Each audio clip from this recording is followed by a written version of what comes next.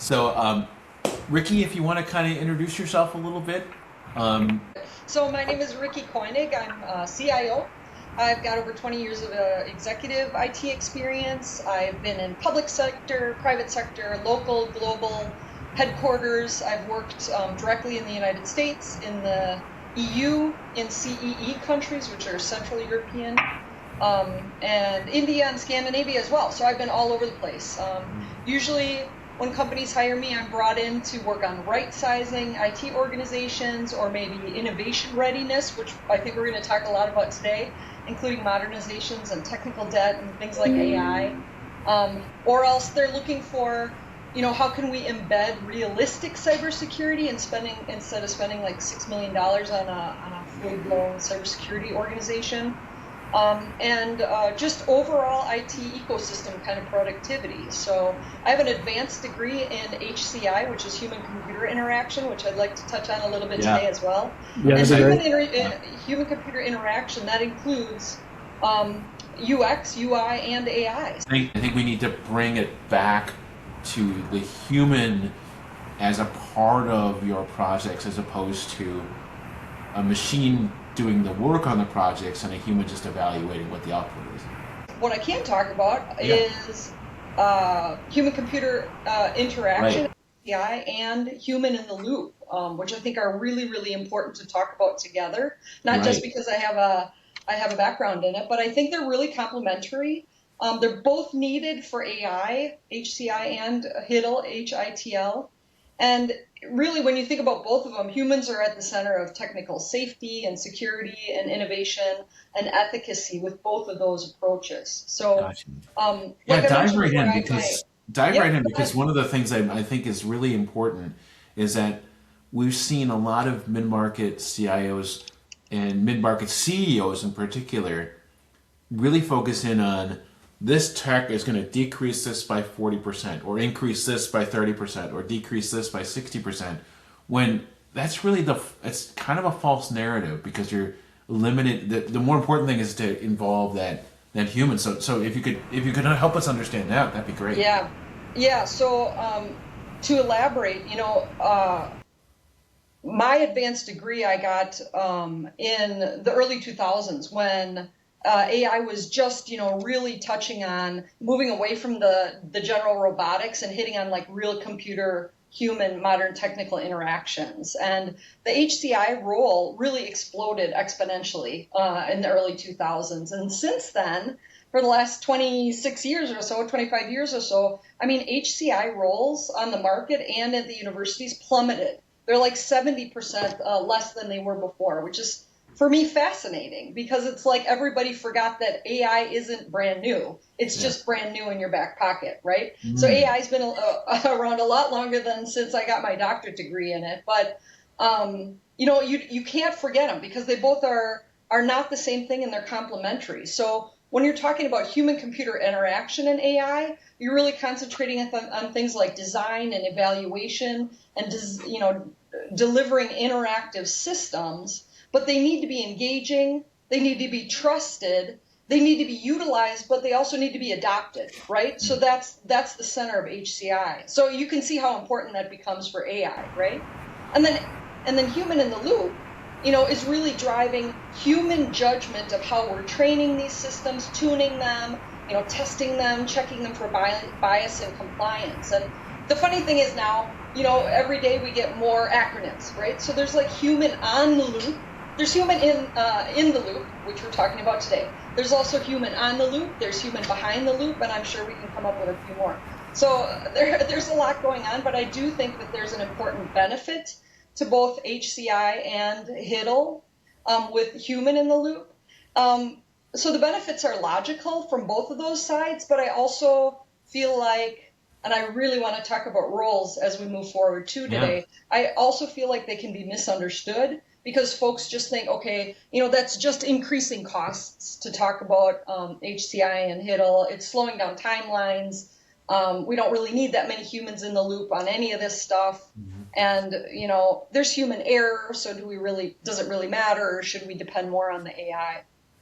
Richard, I think you might have had a question in there. I just want to make sure that you. No, it's fascinating, and because whenever I think about humans in the loop, I wonder where in the process does the human loop in or go on top of, because there is a factor of control, but there's also a factor of automation. So I'd be interested in hearing your take on that. And I know it's different for every organization and what you're trying to solve, but it just seems that everyone wants to just automate everything, and if you don't have a human in the loop, there's potential for disruption that you don't want. Right. Um, I've got some thoughts on that. So Yeah. I've been working my entire career in like highly regulated industries. So government, pharmaceuticals, hospital, oil and gas, e-commerce, B2B, high volume payment transaction organizations, big and small. So all of those were really, really regulated, and it made it just that much more important to have proven facts and data, whether you're working with AI or before AI. So we really need, like you're alluding to, Richard, we need that human in the loop at very key points in that process, all the way through from inquiry AI to verification, right? So one level where you can run into problems is one that everyone has a lot of fun with, and that's like when AI gets results wrong, right? So Mm. humans aren't checking the final results. So there's a lot of fun examples, a lot of big scary examples. There was the Air Canada example with the grieving passenger discounts. That wasn't too long ago. There was a Colombian airline that was having some issues with like really false or faulty information coming from their AI services. And there was just a very, very large Australian welfare studies one where one of the researchers was catching hallucinations in a very important report from one of our big global research and advisory firms. So those are all over the place. So I think the level of the importance of humans being at the loop when you verify actual results is obvious. Another level that's kind of obvious is like humans being in the training phase of these AI models. So if you don't, you're going to get fact errors, obviously overlaps, even terminology issues. I can tell you in my organization, we've had year-long discussions just on the fact that finance calls their assets finance assets. We're calling IT assets, and we constantly are like talking over each other. But once you get AI in the mix, it's no longer a fun kind of discrepancy. It's really going to screw up your facts and your results. But I also think, you know, I think that not challenging some of the poor AI implementation and project decisions is, in my opinion, also a human in the loop issue and error, because I just think Tell the us about that. actual. Tell us about that, Ricky, because one of the things I think, if you look at our audience and you look at the investments that they're making, I think there's an emphasis on the technology piece. And okay, we need to have a human operating this or taking this information. But I think what you're pointing to, if I'm hearing you right, Ricky, is it's important throughout that entire process that you have humans in the loop, not in the taking what's produced and then making sense of it. Because without it, you're going to have a ton of rework. You're going to have a ton of information that seems to be useful, but is either repetitive or it's not giving you the clarity of response that you're looking for. You mind walking me But through? to that point, Tom and Ricky, this, if you could layer this in, is it is you know it, you'll say AI failure starts as it starts. Is it a data readiness issue, or is it more of a model problem? Yeah, model is one point. Data readiness, which I'd like to talk about as well, is another point. But I think just even the source is a potential issue, and I do think it is part of human in the loop. For example, the leadership thinking that AI is simply going to come in and reduce headcount or make mass efficiencies, that's an issue, because sometimes it forces, well, not sometimes, a lot of times it's going to enforce emphasis on the remaining roles, and sometimes the wrong roles, to get these AI implementations moving forward. So dismissing even dismissing the talent and the skills and the diversity of roles, or even tribal knowledge that you need to prepare for an AI implementation, is going to kill it if you're not thinking of that whole thing. So, you'll get a lot of higher leadership that's saying, okay, I want a justification on an ROI and time saved, I want reduced cost and accuracy. But, when, again, going back to HCI and HIDL together, if you're not including things like tribal knowledge, learnability of the system, interactions, impact, or repeatable use, or trust, or even just joy, you know how much fun it is to ask ChatGPT a question, right? So there's an element of fun in that. So if you're dismissing all of those things that most companies don't put a direct ROI on, I guarantee you're going to not meet your expectations. Yeah. Well said. The interesting thing too that I kind of like to get your feelings on there, Ricki, is something Richard brought up with regards to data readiness and data governance. I think so often, there's this discussion of data normalization, data standardization. Well, companies spent an enormous amount of time on data standardization for their ERP, let's say, or their MES, or their warehouse management system. So, but each one of those have their own data standardization policies and procedures to run data through that. So if you talk about data governance, somebody's going to raise their hand and say, well, we did that for this, or this. But we all know this. Each one of those systems have a really difficult time talking to one another.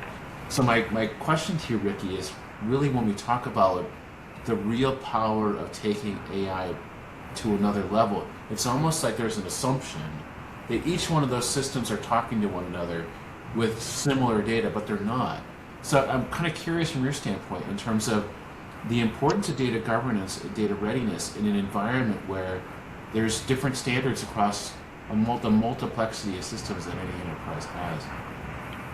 Yeah, absolutely. I think that goes back to roles as well, and making sure that if you could talk about that, because I think this might be the good time to kind of hammer that a little bit. Yeah, I think it goes back to humans in the human in the loop doesn't mean just a human or any human in the loop anywhere. You really need to engage and make sure that you have the right folks at the right levels at the right time. So in your example, Tom, I've been at global consortiums where there's a lot of different maturity levels of a lot of different countries and their companies. And then when you're trying to do something together, it's not always the easiest. It's gonna really come to light when you're thinking about doing something like that over different entities with AI, right? So, for example, enterprise architects, that's a role that a lot of organizations don't necessarily understand. It's usually the guys that you're like, okay, they're figuring out something, but I don't get what they do. Even at any levels, even in the IT levels, they're vital. If you have a good chief enterprise architect, those guys are incredibly vital. Just like the chief data officers or your data folks. So, yeah, tell me about that a little bit, Ricki, because one of the things that you and I talked about was the importance of a really good, solid architect and good, solid architectural background, and how vital that is in terms of how they think. Yeah. You mind telling us a little bit more about that, Ricki? Yeah, absolutely. So, I mean, when you're talking about the chief data architect, so it's not just the chief enterprise architects or the chief data architects, but you really need to go get those guys involved very early, I would say. So if you're thinking about things like playgrounds, the first thing I would do is engage your CISO, your CDO, and your chief enterprise architect, and kind of time box them and say, can you set up a playground that would be realistic for us for just a time to play in? So I think that's going to give folks a lot of time to learn, to be able to brainstorm guidelines, and to really understand what is needed for a real AI implementation. And the reason I say that is because, number one, with a role like a CISO or a chief data officer or a chief enterprise architect, those folks can kind of go on forever, right? They're going to make sure that everything's is perfectly perfect. So I would think that you would want a time box on that kind of initiative. But also, you're going to be able to set up a safe, trusted playground where nobody's going to have the ability, hopefully, to jump outside the boundaries or do anything that's not safe and secure with the data. But it also gets the right folks in the mix early on. You don't want to forget about your CISO when you're setting up corporate-wide AI, especially if you're thinking of doing it over boundaries or geographical areas or over companies or even departments. Mm-hmm. And folks like the chief enterprise architecture, they have an overall view of the technical landscape, right? Mm-hmm. So they know where some of those risks are. They know where the more mature functions are, where the data might be a little bit more steady. The security guys, obviously, they already know what parts of your organization are a little bit shaky and which ones are pretty safe and secure, put it that way. Same thing with the chief data officer. If he doesn't have those data flows and that data architecture for a particular area that you really want to set AI on top of, you might want to hold off. So in terms of the playgrounds, though, too, I think it's really important to note that there's a lot of organizations that are coming out with requests and expectations for folks to have an ROI around AI before they really get to play with AI. So all of us at home, we're playing with AI all the time, right? We're playing with the different platforms. We're asking it different questions. We might, in a safe, secure way, be asking it about ourselves and what these AI platforms know about us. So there's a lot of playing going on at home in your back pocket with AI. But when you come to the organization, suddenly it's expected that you come up with a full justification on how much money and time you're going to spend, and you never really got a chance to have a corporate playground. So I think investing in that kind of pilot time, and when I say pilot, I don't mean a pilot on writing the ROI justification. I mean a pilot on building that playground and setting those safe boundaries and letting folks fool around with some safe, secure data that the chief enterprise architect, the chief data officer, and the CISO have set up for them. And I don't see a ton of corporations taking time and investment to do that right now, anyway. That's a fascinating point, because one of the things that we've been kind of finding, both Richard and I, as we talk to more and more people, is there's this concept of, oh, the CEO learned from Meta or Microsoft or Amazon or Nvidia that you can increase this by 70% or decrease this by 30% with no real context behind it. And if I'm hearing you right, Ricki, it's really important to not dive in with those expectations. Instead, set up that safe playground where people can start building their own use cases. Realizing that there's going to be mistakes along the way. Am I paraphrasing that right? Yeah, absolutely. I mean, I think you're absolutely right. I mean, chaos starts with an expectation to use a tool without a need, obviously. And that's with any kind. I mean, IT has been talking about this forever, right? So a lot of organizations have like AI expectations or use cases that are way too large, like we need to reduce headcount, which is totally dangerous and ridiculous, obviously, are too vague or even too specific. I've talked to folks and they're like, oh, Ricki, we've been using AI for years. And I'm thinking, oh, really? Are you really? That's weird. I didn't know that. And you start deep diving with them, and by AI, they're actually talking about a workflow. They were talking about a repeatable, rule-based workflow. It's not AI. I don't have a problem with that, right? I'm just glad that they feel happy and proud and innovative by improving their processes and getting a workflow into place and automating emails instead of real AI, which would bring in like sentiment analysis responses to emails. So I think shiny tool as an objective is never going to meet your expectation. And I really think organizations have to set up those safe play boxes or sandboxes to make sure that they allow folks that playtime to mature as they go. And organizational readiness starts in that playground sandbox of AI. So you're going to see, if you have a thoughtful leadership, they're going to see, okay, who are the champions? Who's digging around in there? Who's spreading the word? Who are the tiskers and the touters?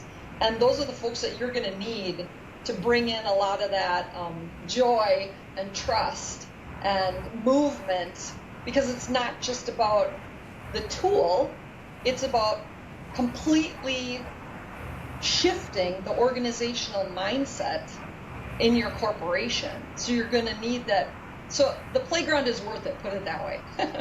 Yeah, and with the playground, the boundaries have to be clear and defined, and it's like any company that's in the R&D business. You have to put X amount of time and money into your R&D projects in order to get that ROI, and the only way you can do that is by playing in the sandbox. Yeah, exactly. And then if your data's ready, then if your governance is good, all that comes into the structure that helps you scale. Right. That's absolutely right. So we were talking about data readiness, and I think this might be just a good time to bring in a couple thoughts about that. But there's so much around data readiness. I was on a panel once about a year ago, and it was an AI panel. So they brought me on, and standing room only. It was a really, really great panel with a fantastic audience, really great questions. And it was kind of funny because I was and I said this during the panel, I'm basically the party pooper up there telling everyone it's okay. It's okay to not move forward with AI right now. It's okay to, kind of go back home to your organization, look at your data, see where you are and maybe where those gaps are. So that was fun, but folks were thanking me after, because it's kind of a sexy thing right now, AI, and people think, oh God, if I don't use it, then I'm kind of, I'm not in the cool group, right? So I think if there's a lot going on with data readiness, there's a lot that leaders have to think about in terms of, am I really ready in my organization? But if I may, if I needed to boil it down and simplify it, there's two things that I look for in an organization to see if they maybe are AI ready or data ready. One of them is IAM, identity and access management. Another one is general innovation maturity. And I want to say there's a reason why I look at those. So if you've got mature IAM, you probably have a good chunk of your data readiness for AI. So you're probably got the CISO in the mix, right? He's a friend. He's not somebody you push away, or, we can talk about this too, but CISO roles are not in a happy place usually right now on the market as well. So if you've got really mature, great IAM going on in your organization, you're friends and you respect what the CISO has to say, you are doing regular reviews on your data, you're improving data processes, you have documented workflows and automation, you got the owners, the governance, everything else, you know where the duplications and the data gaps are, and you're on top of audit results. So you're probably conscious of things like PII, PCI, accessibility, HIPAA stuff, CGIS, whatever else. So that's why IAM kind of kills a lot of birds with one stone. And the other thing I said was IAM and innovation maturity. So if your organization has an idea of idea management or innovation management, okay, then you already know that your organization is ready for change. They're used to something new coming. They might be very generational, like all of our organizations, but they have something embedded in their culture that makes it okay to talk about new technologies and new ways of thinking and doing things. So, you mind telling me a little bit about that? So for somebody who hasn't really experienced that kind of environment where there's rigor around idea management, could you help us understand that a little bit more? Because there's organizations that are probably listening to this where it's like, oh, that's a neat idea, because we don't have that here. Yeah, and that's okay. Sometimes folks will think, well, I just have a smaller or medium-sized business. I don't know, innovation management is for the big cats like IBM and Oracle and SAP and everything else. You don't need necessarily a ton of money to do innovation or especially idea management. And honestly, I would encourage organizations to think about designing a little idea management process even. You can use one of your resources that you have now in your organization and just get the concept out on the floor with your staff and leadership that it's okay to have ideas. It's okay to innovate. And I would say if you don't have that concept now, or you're not talking about it now in your organization, you're going to be behind the times, because somebody's going to come in and say, now I want everybody to do AI. And your organization is going to go, oh my God, I don't know what this is going to mean to me. This is a big change. I'm not ready. I'm older. I'm going to retire next year. Do I have to learn this? This is all young folk stuff. There's going to be a mass uproar, whether you hear it verbally or not. So, or even more so, Ricki, also to that, your business could be disrupted by other organizations that that are doing that ideation, and then all of a sudden you're like, we were the industry leader, and now we're chasing the tail. Absolutely. So I had one organization, and they were a little nervous about idea management. Gave me some of the same kinds of statements like, Ricki, we don't have any money for that. We can't innovate, blah, blah. I said, you can innovate every day if you wanted to. You don't need any money for it. So we talked that through. Turns out they designed just a tiny, tiny little process. They communicated it. They celebrated it, all ideas, even if they were ideas that weren't able to go through. Even little ideas that didn't cost any money or some that did cost money. So they had a little contest every year for ideas just to try to make sure it was comfortable and part of the organization going forward.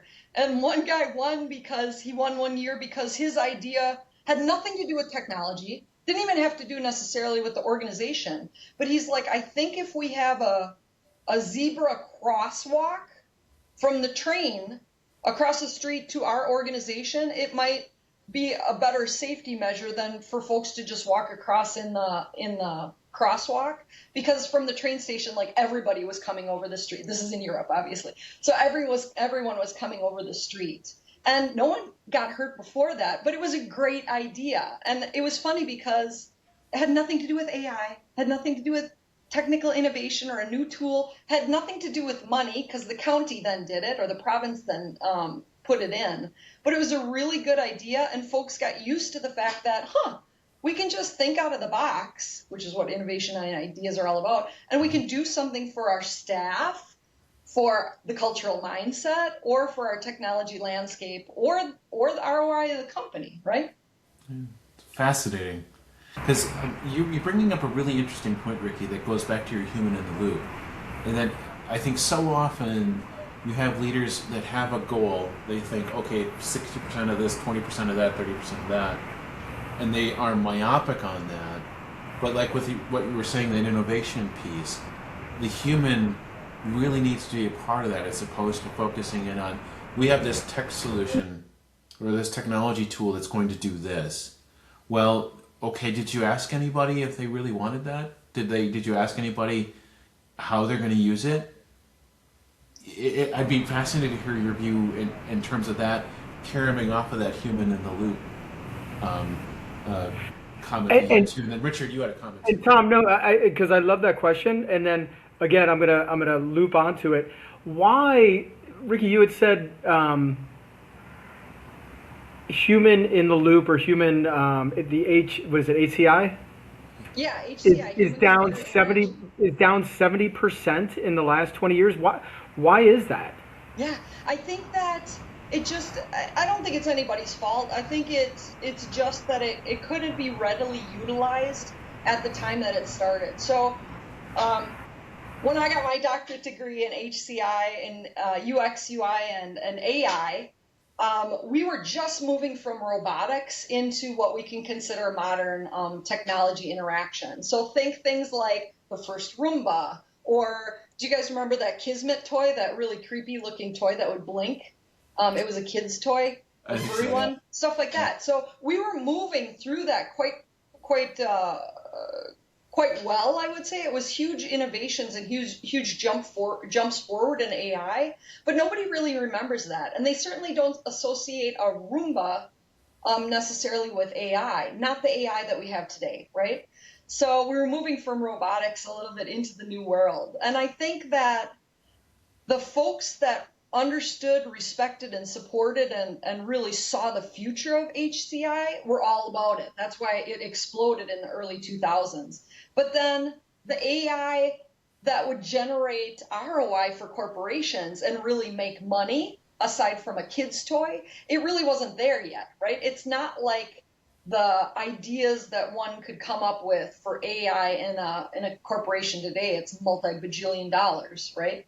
So I just think that there was a lull and people were like, well, that's great, but we don't really have the need for an HCI expert at the time. So now, though, what I think is fascinating is it's like, oh, we kind of forgot about HCI, but now the new thing is HIDL, human in the loop. But honestly, again, you need both because HCI is going to bring in that human factor that will ensure that your AI implementations are truly embedded, not just into your technology, not just into your processes, but in the mindset and the future of your organization.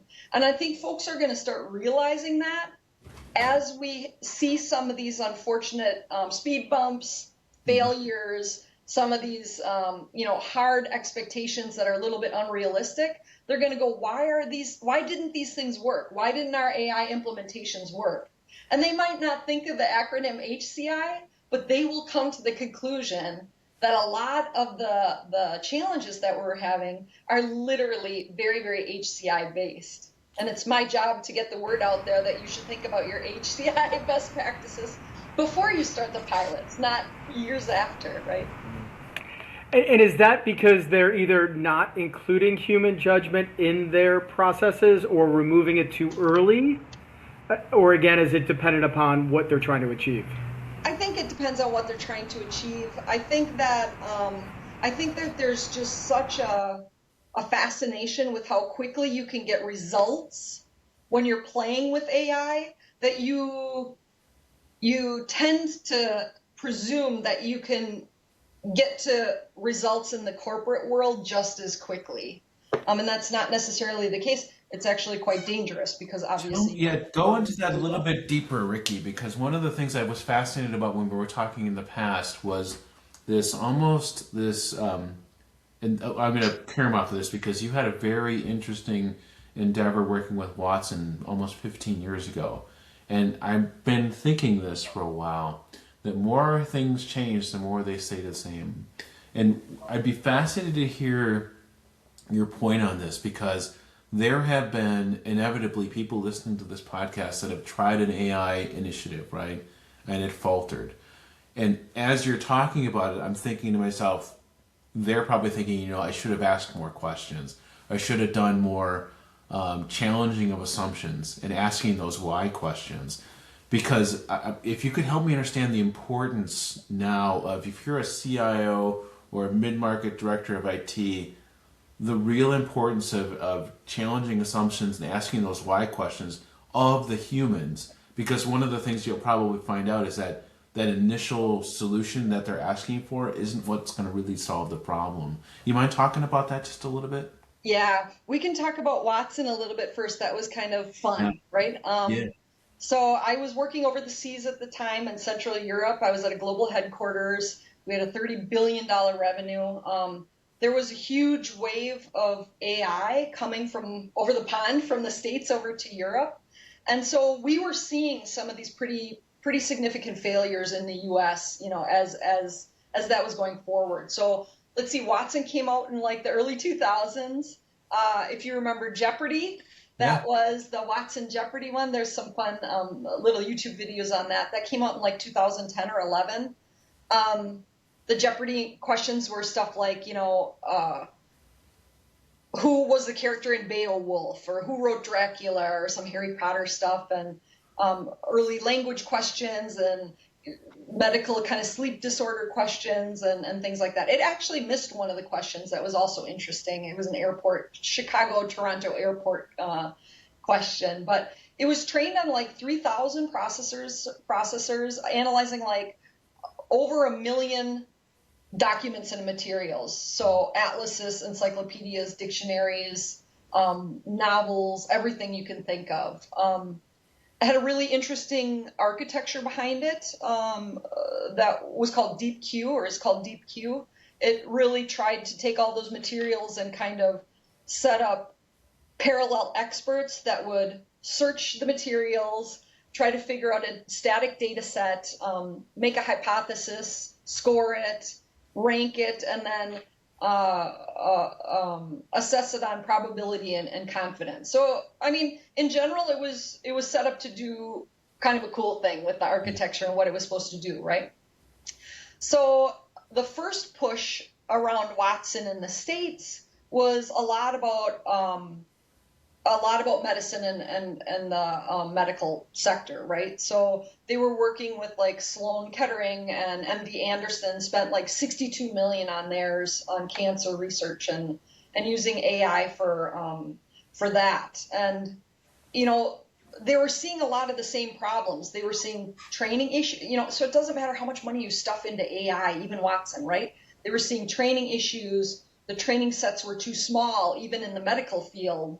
They were having technical limitations, API limitations. There was just a massive cost and failure to deliver and trust in the results, you know? So, I mean, the good thing is AI is still very strongly in the medical field. IBM, since Watson, has invested like $4 billion in acquisitions all about Watson Health. So it's a lot better than it was in the past. But I was in a super healthy, very growing global company. We had tons of money for innovation.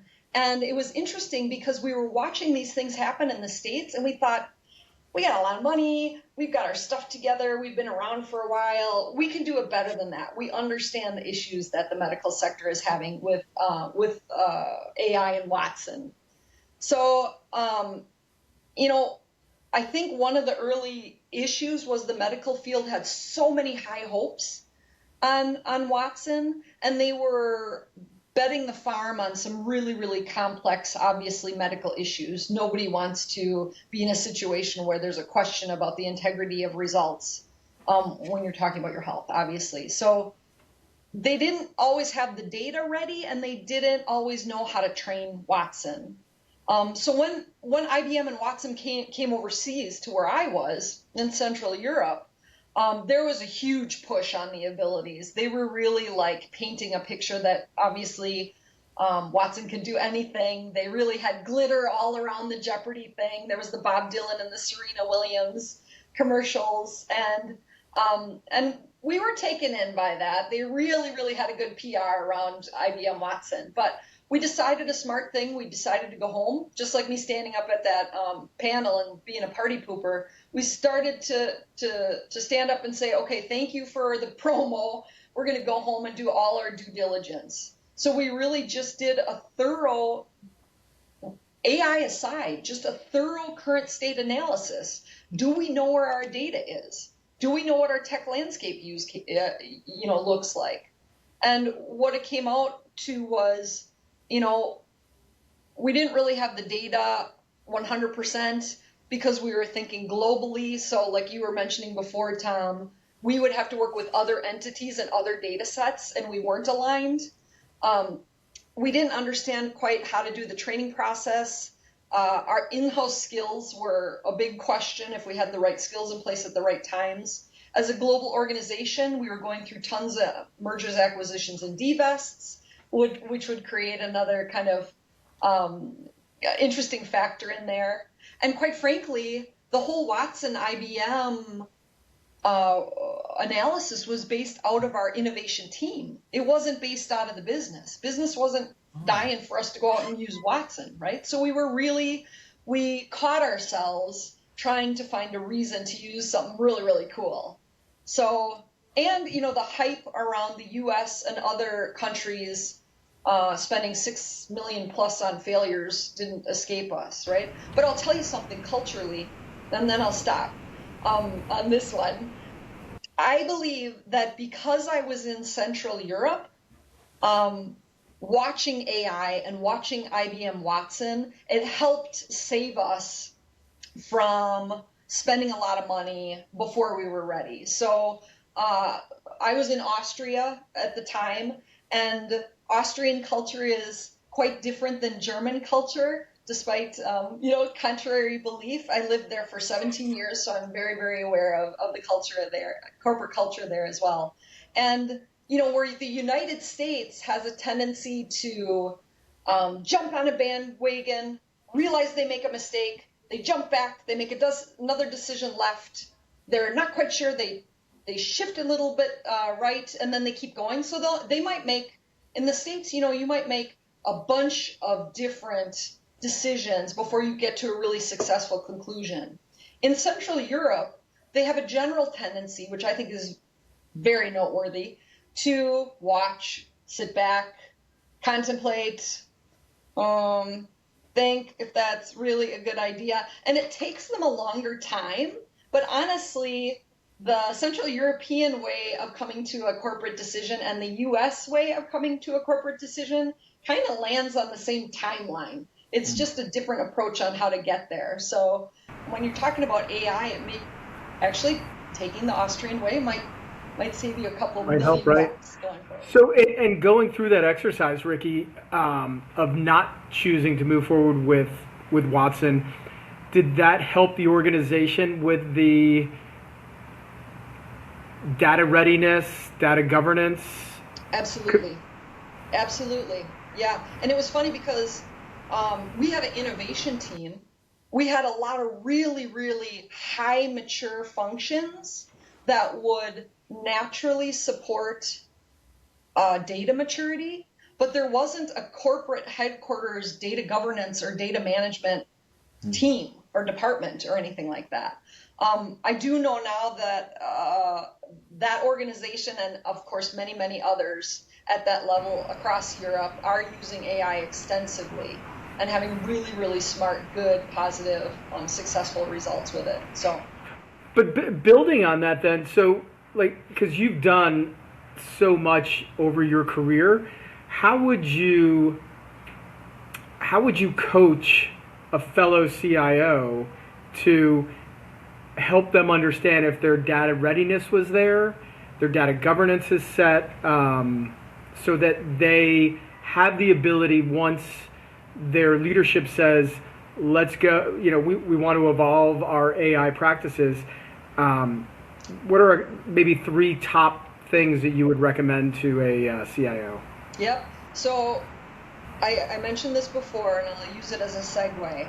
If I was coming into a corporation of any size, global or local, new, and they were interested in me, working on innovation or whatever, or doing things like this. Actually, I'll take that back. If I was going into a corporation, big or small, as a CIO, forget about AI or innovation. The first thing I would do is sit down with my CISO, the enterprise architect, and the chief data officer. And I mentioned those 3 roles and how critical I think they are before. And say, hey, how's the lay of the land? What's your Christmas wish list? And where do you think things are going really, really well? So listen to those 3 roles.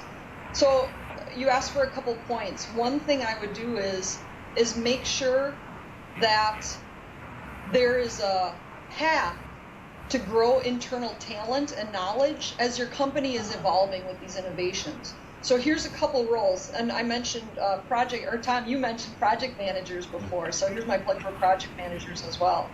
There's different roles that are going to bring different, really, really vital perspectives to an AI implementation, right? And when we talk about human in the loop, I'm going to take this opportunity on my sandbox here with you guys to say, I don't think it's really about human in the loop, because like I said, it's not about any human at any time. It's really, you need the right role in the loop. So riddle instead of HIDL. You need the right role in the loop and in the loop at the right time, and I think that's honestly more important. So for example, grow internal talent. I'm not just talking about IT, right? So HR, they've got the long-term talent strategy. They understand, or they should understand, and be supporting the CIO and the other roles with role evolution. So do they have any clue that they are involved in being part of this, human in the loop, role in the loop preparation for AI. Now, architects, I've been talking a lot about architects and their role. Security has a really, really strong role. Poor security officers, I have to say, I mean, they've been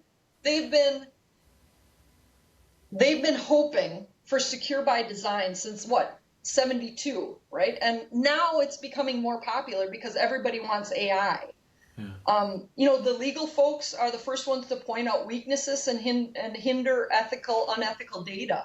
So does legal know that they have a seat at the table when I have an innovation, board, or I want to make sure that we're just generally more productive as an IT organization for my corporation? But project managers, they have really good talent for short, mid, and long-term roadmap executions, right? They're also really, really good at pilot sprints and setting that up for you. They're good at agile trials and play boxes, and they're good at retaining scope and timelines. And you guys know how fast an AI implementation can get way out of hand and be unsuccessful, right? So other roles that I think people don't talk enough about in terms of human in the loop or role in the loop and AI are things like business relationship managers, requirements engineers, the change manager, vendor managers, the communications and training manager. The policy and governance one are obvious, but I think that, again, there's a lot of roles that folks aren't talking about because of how AI, two things, because of how AI requests and expectations are coming down to corporations to make happen. And I also think that there's a real factor around just general market shifts in what these different roles are and what they mean. You bring up a fascinating point, Ricki. If we could pivot off of that for a second, because I think so often, at least in the conversations that I've had with people, and I've kind of related to Richard for this podcast series, I think so often you'll have IT leaders say, I think I need a data engineer, I think I need an AI engineer, I think I need this. And they're thinking, because they heard from this person or this person or this person, I think I need a data engineer, but they don't have they're thinking solution, I need a data engineer, without realizing what problem you're trying to solve. You mind talking a little bit about that, Ricki, because your human in the loop and role in the loop plays a vital role in that, in terms of figuring out, okay, if we're looking for a supply chain solution, maybe we need a really good, solid, functional SME that knows our ERP system, knows how data flows happen with supply chain. You don't need a data engineer. You need a BA that really has solid functional knowledge in terms of SAP and supply chain. Right. Could you help me understand that just a little bit? Because you probably have seen that issue more than a few times of, I need a data engineer or I need a data architect. No, you're looking at it wrong. Yeah, absolutely. So, and again, you might need all of those different roles, or a good chunk of them if you have them in, depending on the size of your organization, but you might not need them all at the same time being the key stakeholder, right? So again, I won't hesitate to repeat, I really think, and you'll notice I'm not mentioning the CIO here, you really need to talk to the CISO, the chief data guy, and the chief enterprise architect gal. Those three are going to be able to do a bunch of things at once. They're going to be able to tell you the maturity of the organization and the data and the security of that data. They're going to tell you where good places to look are for a pilot. And they're going to get other folks in the loop at the right time. So if you, and I'm being super black and white here, I hope you don't get a lot of backlash on some of these statements, but if you bring in an SME from one of the processes, like if you bring in the supply chain person, or if you bring in the, I don't know what, legal person, usually what happens in my experience, which is true, is that role will say, I want to make my job easier. I want things to go faster, and I just want them easier, so I don't have to do this all the time. They might say, I got to do this all the time. It's so repeatable. I want to use AI for that. So you might not get the business perspective with the strategy perspective, with the security perspective, with the technical perspective.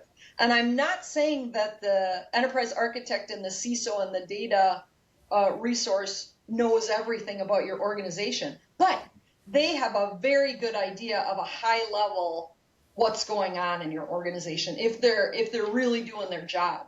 And Right. they're going to be able to say, ooh, you know what? Actually, supply chain is where we want to start. They're secure, it's mature. They actually review their processes and try to improve them every year. The data is rock solid, and we haven't had any problems with it. So they're gonna point you to the functions that are gonna benefit from those first pilots.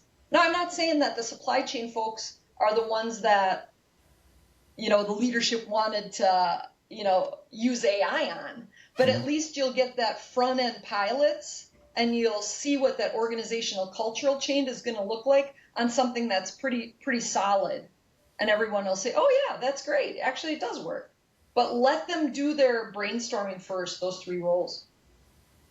It's interesting how you talk about that, Ricki, because this goes a little bit counter to what Wall Street is telling CEO execs and board members, in that it's almost like start with the sure thing.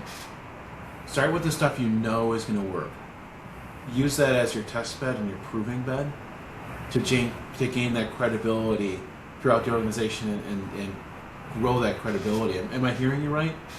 Yeah, absolutely. I think it's worth thinking about. It's worth thinking about these things from a different perspective, because, I mean, as a CIO, the chief enterprise architect, the CISO, the data officer, they work for the CIO, usually. Sometimes they're colleagues. A lot of times they work for the CIO. But, what is it, like 70% of organizations, CIO role is not the one spearheading AI, right? It's the CEOs, it's the CFOs, it's somebody in the departments that is like, jeepers, I really wish I could use AI, right? So you're getting, even the CIO is usually getting their marching orders on AI from CEOs or CFOs. And for the most part, usually what those roles are focusing on are AI and cost savings, AI and time to market, for good reason, right? That's their job. AI to headcount reduction, maybe, if they haven't thought things through. AI to, high volume operations or something like that. So CFOs are supposed to be spending double on AI in 2026 than they have in the past. So if CFOs are spending double on AI, yet 95% of AI initiatives are failing in organizations, then what's going wrong? So what I would ask is, if the CFOs and the CEOs are many times the folks that are spearheading AI initiatives in a corporation, CFOs are willing to spend double on AI. So that sounds really good. Wow, our CFOs are on board. But 95% of AI initiatives are failing. Then I would ask those CFOs, are you also doubling the investment on data management? Have you doubled the investment on training and cultural mindset efforts? That's a great point. It sounds very wishy-washy and rainbows and unicorns to think about cultural mindset, and it's probably not something that's on your CFO's mind, right? He's just like, do it, I need the money. But if you're not thinking about those things, maybe that's part of the reason that 95% of all corporations' AI initiatives are failing. Could you carry them off of that a little bit? You mentioned a really interesting point. So I'm just going to ask two questions, if you could carry them off both of them. It's seeming like, if I'm hearing you right, Ricki, if you're looking at AI through the lens of headcount reduction, number one, you're probably looking at it through the wrong lens. So if you could help clarify that, and then if you could pair it off of that a little bit in terms of how a CIO, especially in the mid-market, can be at the forefront of that discussion with the CEO and the CFO. How do they gain that credibility to be in the initial discussion with the CEO and the CFO? So if you could help me cover both of those, that'd be great. So topic one of, if you're looking at it through the lens of headcount reduction, you're probably looking at it through the wrong lens. And then if you could help me with that credibility issue, that'd be fantastic. Yeah. So, yeah. I mean, if you're coming, if you're coming at AI initiatives with the strict objective that I'm gonna cut head count by, I don't know one example of any organization that has been successful at that. I know many examples of organizations that have, for different reasons, in recent times slashed their organizations and brought in AI. But I have not seen a heck ton or any examples that I can think of right now where it's been successful. So if you're thinking that AI is automatically going to, I mean, this is just ridiculous, right? If you're thinking that AI is automatically going to come in, know the ins and outs of your organization, including tribal knowledge that wasn't necessarily documented before, and make smart decisions for you, I think that's just so dangerous. And I think you're going to be spending a lot more money, double more money at least, trying to fix this after your market reputation is now hindered by your actions as well. So I don't think anyone would disagree with the fact that equating AI implementation with head count reduction is just completely stupid. It's not smart. But if you're the CIO and not necessarily maybe spearheading AI, or if you're just a senior management and you see these kinds of decisions in your organization happening, so if there's organizational readiness red flags that you're seeing around AI and you're not the decision maker, like, what do, right? So if you're seeing leadership seeing AI as a shiny object, or leadership is seeing AI as an excuse for productivity slackers, like we can get rid of all these folks because AI is going to take over their job, and then only the really, really productive people that are unfortunately working 80 hours a week will be here. If you're seeing leadership that doesn't follow their own data governance rules or PII rules or security rules, if you have it, and this goes back to market roles that I'd like to talk to you about as well. But if your organization has a chief AI officer already before they have a chief data officer or a CISO even, or a CIO or an enterprise architect, that's a red flag for me. You might want to also look at the positioning of your chief data officer, or your data director, or your enterprise architect if you even have one, or where does the head of security sit? Those are kind of telltale as well as to how your leadership prioritizes and thinks about what's important functions for your organization.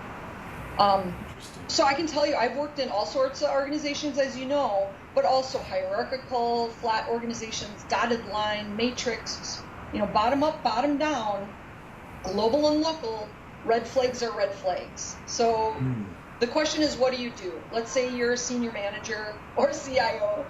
Let's say you're a staff member. If you're seeing red flags like this and you really think it's important to try to help or do something about it, you can do little things, and I want to encourage you to use your discretion at what you think is doable in your organization. But you can redirect dialogue from risks that are maybe going to happen that you see coming to better options and solutions. You can, celebrate small, really good decisions rather than celebrating, let's do AI, I better get on the bandwagon or I'm going to get fired. Why don't you celebrate some really smart things that maybe are happening at a puzzle piece level? So folks are concentrating on, wow, okay, we're celebrating that. We're not celebrating this big, obscure vision of having AI. And you can talk about with even your teams, how are some of these AI tasks directly mapping actually back to specific company goals? So chances are, let's do AI doesn't necessarily map well back to your company's specific goals. So maybe if you kind of redirect conversations just in talking to folks back, it really, those kinds of whispering campaigns, they do have legs. So don't, use your discretion, but don't be afraid to try to do your part to keep some of these, good best practices about organizational readiness for AI on the right track. And honestly, build a collaborative. Other folks that think the same way as you do, And you might even be able to take on some of those work objectives and make sure that they're done correctly with the right folks at the right time, even if, nobody came out and asked you for it. So, But I think, Ricki, when you were saying, role in the loop and role evolution, those are two, I think, as this generation of employees are integrated into this AI ready organizations, however ready they are. Talk a little bit more about the role evolution, because what we had 5 years ago is not what we need now. What we need now is not what we're going to need in 6 months or a year. Yeah, I agree, and it gets bigger than that. So I watch the recruiting market very, very closely. I love trying to figure out, what organizations are looking for in a role, what kind of roles they're looking for, what they're not looking for anymore, and how these roles that are being recruited for are evolving. And Tom can certainly jump in here. You can as well, Richard, on this sort of thing better than I can. But what I'm kind of seeing in the last, even 5 years or 10 years, CIO roles, for example, they seem to be dwindling down a little bit. Chief enterprise architects were always misunderstood. And honestly, nobody can afford a really, really good CISO, although they should be investing in that. Yes. So what I see in the market is a lot of times organizations are really shifting from those more strategic roles or the roles they don't understand towards the CTO role or the IT director role, or obviously what's super big right now is a fractional CTO Right. or a fractional role, which I also have that's maybe another podcast. So, but when you look into those descriptions, what you're seeing for a CTO and a CIO, or a CTO and an IT director role, is they want everything in one. So, they want ERP, CRM, AI, strategic, and security experience. Yeah, right. So how I interpret that is that the world is looking for more doers and deliverables, deliver right now kind of roles. That's king. But things like, the planning roles, the strategic roles, the preparing, analyzing, designing, they're not really looking at those roles as the most important anymore. So obviously, what does that mean for AI? Which Right. I think is pretty strong, right? Like we mentioned before, chief AI officers or chief AI kind of roles are gaining ground. Actually, they've tripled. Those kinds of roles have tripled in the last 5 years. So it's kind of like the chief AI officer role is the new it role, because apparently chief AI officers are just going to make AI happen, But when you look into those descriptions, once again, they've got security, strategy, data governance, analytics, project management, operations management, infrastructure, marketing, talent acquisition, stakeholder relationship, leadership, and whatever else you can sink under the sun. Usually they're talking about 5 major roles in one. Yep. So again, role in the loop. It's okay, I feel like companies are saying, how can I save money and still do AI for my ROI? So I'm just going to cut out everybody else and use that investment in this golden CAIO role and hope for the best. And I think that's really, really dangerous. And your word, hope for the best, because again, it goes back to those 3 roles that you talked about earlier.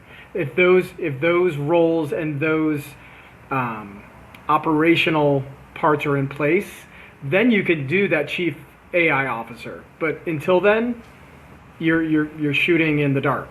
That's right. And even smarter, if you have the luxury to have an excellent CISO or chief data officer or chief enterprise architect, and they grow into a CAI role, Exactly. you are golden. Exactly. I would Exactly. say, God bless. Because they understand the business, they understand the operations, they Right. understand the technology. Right.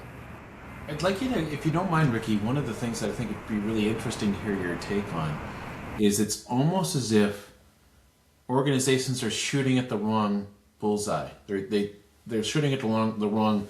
They're throwing darts against the dartboard, looking at that bullseye, but it's the wrong. They're looking at the wrong bullseye. Maybe you shouldn't be looking at a chief AI officer, you should be looking, like you're saying, for a really good data architect, a really good enterprise architect, in other words, or good PMs, good functional BAs across your organization. Because without those, you're not going to have the institutional knowledge, and you're not going to have the human as a part of all of this.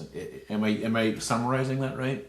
Yep, absolutely. I totally agree with you. And I think two things organizations should think about. Number one is right now on the market, I feel like there's not a heck ton of movement, right? So there's a lot of reasons around that we don't have to go into. But I think that a lot of folks are staying in their roles. A lot of and the pendulum always swings back and forth, right? So a lot of folks are staying in their roles, and a lot of organizations are choosing to hire internally when there is a promotion instead of, externally with somebody new. And I think that corporations should be conscious of that. I don't think it's a danger because, like I said, the pendulum swings all the time, and in a few years it's going to swing back the other way, and everybody's going to be hiring externally. But I do think that you still need a balance, especially when you're talking about innovation management or idea management or AI. You're going to have to think, and depends on your organization, but you're going to have to think, do I have the right balance of new blood and new ideas and new ways of thinking of things? In the right roles where I need them when I'm thinking about innovation management and AI. And AI is huge right now, and it's going to be around for a while. But trust me, there's going to be another innovation that hits the world after AI, definitely within my lifetime, right? Yeah. So I think we should think about that. And yeah, go ahead. That's a great point, because I think we're in this cycle now where there's this finite AI is the answer. No, it's not. There's going to be something that comes after this. Yeah. And if you look at that next cycle, right, it's really important to look at previous cycles because they have a tendency to repeat themselves. They all build, right? Yeah, when Richard and I both have figured this out, through our years of doing what we do, and that the problems of the past repeat themselves. So, like, if you look at your ERP implementations, did they go well? Did they not go well? Well, what were the reasons why it didn't go well? Your e-commerce implementation, just because you implemented Shopify, doesn't mean that all your e-commerce headaches go away. Just because you implemented SAP, it doesn't mean all your supply chain issues go away. What I'm finding interesting, Ricki, is that, and you're mentioning this too, in a different way, in that if you're not involving that, if you look at those successful parts of where your ERP happened, it was because you were really listening to your humans throughout the entire process. E-commerce, like I said, Shopify didn't solve your e-commerce issues. But if you were listening to, that's right, our biggest customer orders this many of these items on Friday afternoon. It's really important that we get it out by Friday at 5. I know our typical standard is to get them out by Tuesday, but their expectation is for us to get it out by Friday at 5 so they can get it by this time. If you're not involving those humans in that process, it's almost like those same mistakes are going to happen again. Yeah, absolutely. And I think you come back to what we were saying before. We should be listening to our key stakeholders internally like we would be listening to our customers that, right? So if they need it by Tuesday, that's their requirements. That'll make them happy. That's their expectation. So what are the expectations from a chief enterprise architect on AI? What's his five or three top wishes, right? So one other thing I can say is, on the market, what I'm seeing is that job descriptions or position descriptions will say experience with AI or knows AI or something like that. And they build that's a sentence in every single position description. It doesn't hardly even matter what role you're looking at. But I think corporations, to make sure that they're getting the right person in the right role, to have those readiness discussions and to implement successful innovations like AI, I think they really have to think about what they want to see. So if they're hiring a chief data officer, if they're hiring a supply chain manager, if they're hiring a new ERP guy or SAP guy, then what exactly do they mean when they say needs to know AI or needs to Right. have 10 years experience in AI. Right. You know, I think they Right. have to I think they have to dive a little bit deeper um, and really understand what they're looking for there. A project manager needs to know this about AI, or at least a little bit. Think about what those roles mean. Yeah. And I think it also goes back to, and you alluded to it earlier, it's all about the data. And, they used to say data was the new oil. With AI, data is plutonium because if you do it right, it's so powerful, but you have to have those building blocks in place in order to make it powerful. Yeah, absolutely. Absolutely. I agree. I have one interesting question I wanted to kind of cover before our time is up here today.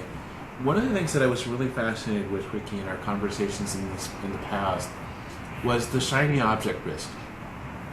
You kind of touched on that a little bit with Watson, and there's this shiny object risk where there is a tool where this is going to be my savior, or there's this tool for sales and marketing that's going to revolutionize how I do my outreach to cold prospects, or there's this shiny object in supply chain that's going to eliminate all the challenges that we have on Monday afternoon going through the weekend in terms of, that's right, Paul handled shipping over the weekend. Okay, there's going to be problems on Monday. This supply chain tool is going to take care of the issue we have with Paul on the weekend. You mind telling me a little bit about that shiny object problem? Because I think that's really pervasive right now. Yeah, and I think I'm not against shiny objects, but I feel like when we talk about shiny objects, folks are thinking about a whole tool or a whole tool suite, and that's the shiny object. What I'm thinking about is I think we have to readjust the perception of what shiny object is. Somebody's CEO will go to a conference, see a vendor, and want to buy the whole tool suite of that vendor, and that's the shiny object, right?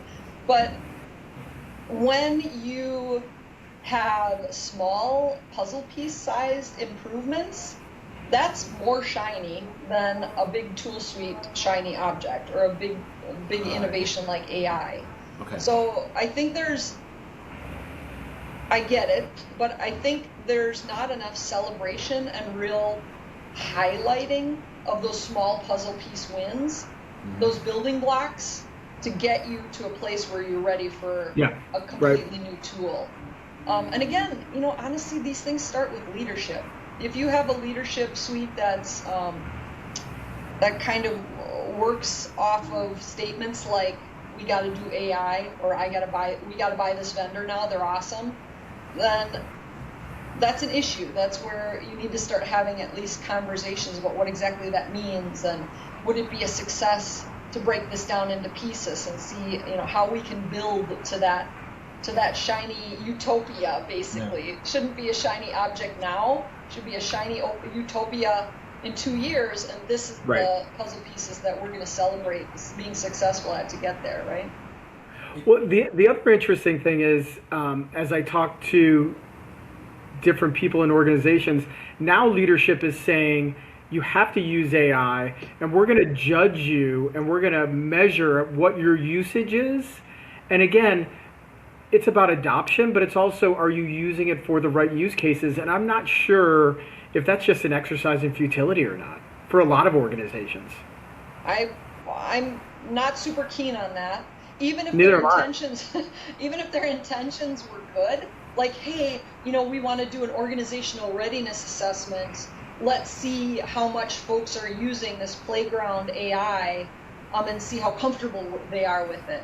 You need to find different methods than telling folks we're watching you and seeing how you're using it. I would not be personally comfortable working at an organization that took on an organizational change management or innovation or idea management approach by playing Big Brother to see where the organization. But have you guys heard of that though? I mean, I was and I was just like, wow, that's really draconian. And it It goes to is. that whole point of you got an arrow, you got a dartboard. You're looking at that bullseye of that dartboard. You're looking at the wrong bullseye.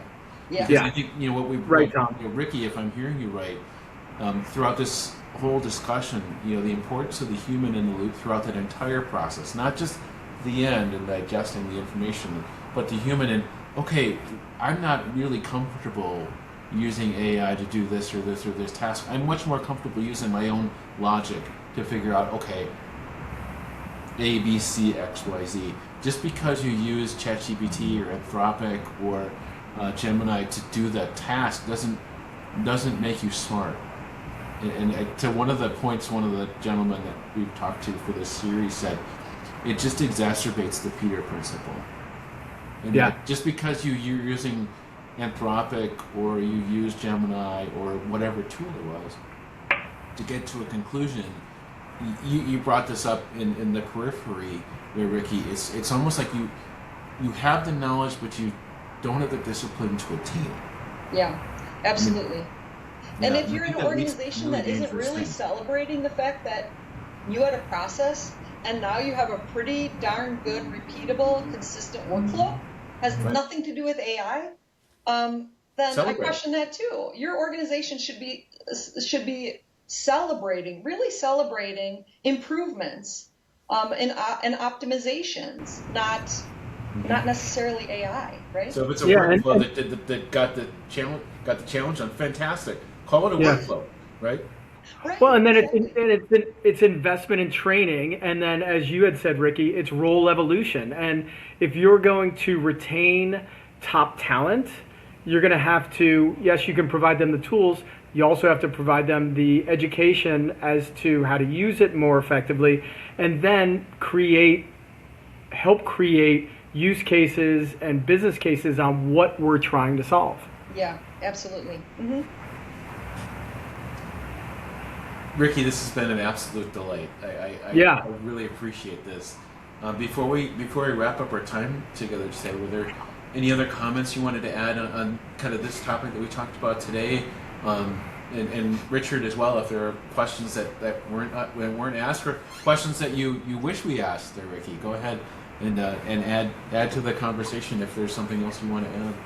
No, this was absolutely fantastic. Like I said, I love talking to you, and this was a great discussion. I hold it very close to my heart. I'm thinking about takeaways. Don't forget HCI, human-computer interaction, when you're thinking about human in the loop. Don't forget, might not be human in the loop, just any human in the loop.